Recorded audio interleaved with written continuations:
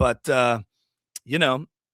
that's ultimately it's Candace who's doing the damage, right? The secondary nature are those who call it out in the various ways they do. Some people didn't like that I went on and had civil conversations with her at one point. Very few, but some people did.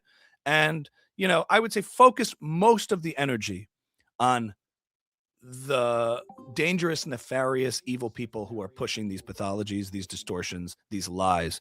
That's where most of the energy should be concentrated, not on who's doing it as right or wrong as we'd like.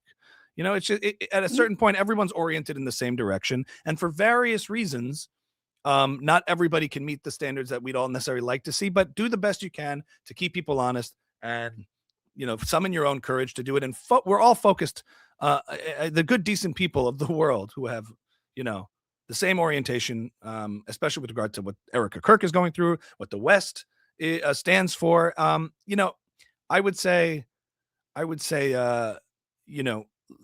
channel all of our energy in the right direction where it belongs. Like, don't forget, it's Candace who's making this increasingly difficult for people who once had really close ties with her, relationships with her, built businesses or movements with her. I wasn't in that position, and a lot of people weren't. And again, like I remember in the early days, people made demands of Ben Shapiro that he could just snap his fingers, but decisions had been made and people made investments and things. And yes, you have to come to terms with that. But a little bit of grace in that regard, and look at how the people are, what statements they're making themselves. Now, I don't apply that to everybody. It's a matter of degree and discernment over the level of which someone's displaying cowardice versus someone who is doing the best they can.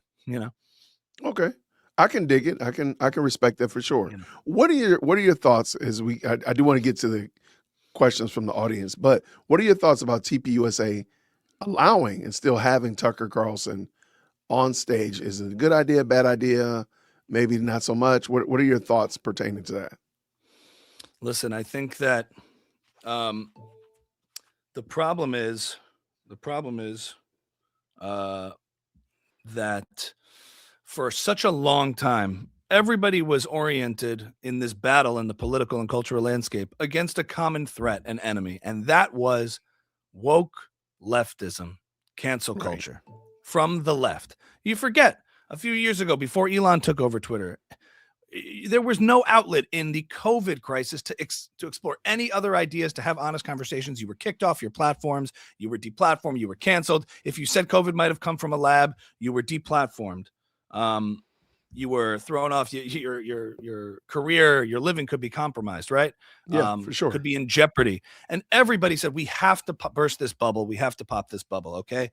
And they were canceling everybody for talking about anything in the wake of Me Too and all the excess. If somebody made a bad comment, we would equate that to rape, so there was no discernment. Wow. There was no matters of degree. We forget that world we came from. And I think what happened was, in the world of Turning Point, any of the people who were fighting against that became so used to this instinct of being anti-cancellation because so many people were being canceled for ridiculous reasons, for nonsense.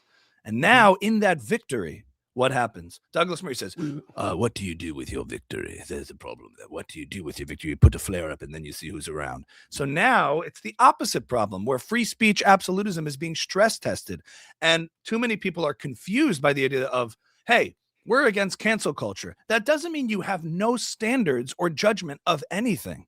But people confuse the actions of calling out nefarious, evil behavior, calling out manipulation, and having standards and ethics of conduct, confuse that with cancellation. We don't cancel anybody. So we can't ask the neo-Nazis who crashed and the Groypers who showed up at Amfest. We can't really ask them to leave because we're a big tent. It's like, no. You stand for certain things. You stand for certain principles. And you wouldn't let excesses of the far left in here to infiltrate it. So why would you let excesses of the far right? I mean, I think these are sort of sloppy misnomers of left and right. It's not like Nick Fuentes is right-wing or conservative in any sort of way. He's a collectivist too.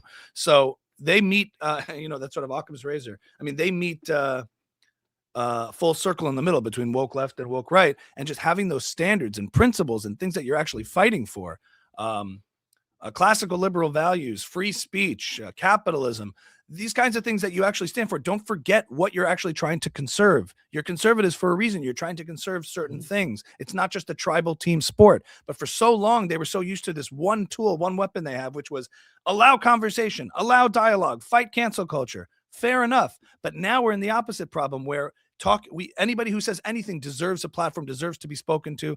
Nobody's calling for anyone to be arrested. Okay, that's what free speech means. It means the government doesn't get involved in censorship or penalizing speech with lawfare and arresting people for ideas. No one's calling for that. We are using speech also to call out these ideas and this conduct. And I think for too long, even in the TP universe, it has to reorient itself to remember its founding principles.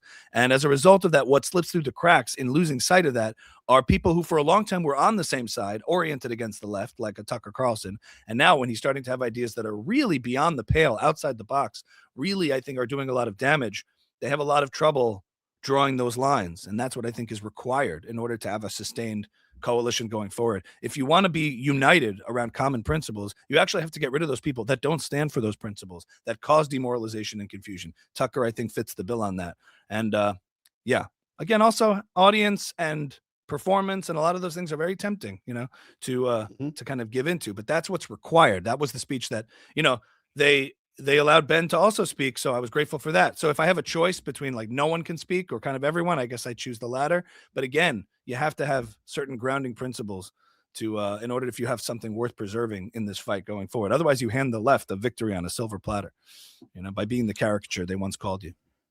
Right. Okay. Wow. I know you liked that episode. This is actually a clip from a larger live stream. The link is down in the description, so you can go check it out. I hope you enjoyed it, and I'll see you down there. Grace and peace.